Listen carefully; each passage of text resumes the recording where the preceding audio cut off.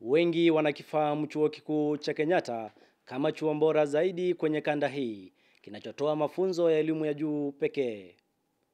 Lakini wapo wengi wasiojua kwamba chuo hiki kinatoa pia huduma za kuhifadhi maiti kwa kumiliki chumba ambacho hutoa huduma bora zaidi kuliko hata vyumba vingine tajika vya kuhifadhi maiti humu nchini. Chambilecho kizuri chanjiuza, kimbaya chanjitembeza.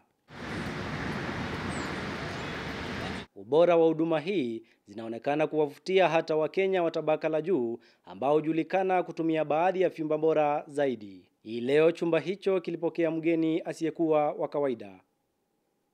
Hii ni baada ya ndege aina ya helikopta kutoa chuoni humo na kusafirisha mwili wa jamaa mmoja uliohifadhiwa katika chumba hicho.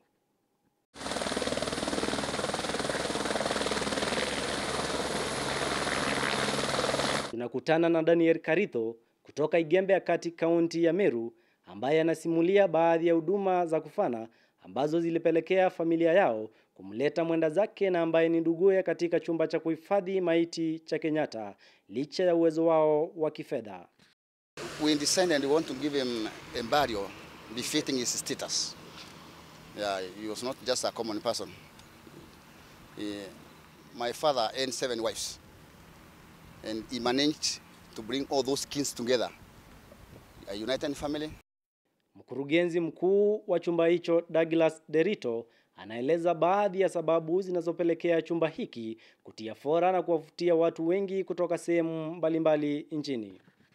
One of our biggest advantage is being next to the Thika Road, and the other is that we have more parking spaces than anyone else. Derito pia hakusita kusimulia bei yao ya kuvutia ambayo ulipishwa wateja wao, huku akitaja kuwa ni miongoni mwa vyumba vinavyolipisha bei ya chini zaidi hapa jijini Nairobi. We charge per the first 10 days 6,000, and for any extra day we charge about 600 extra. Sylvester Musyoki, KUTV.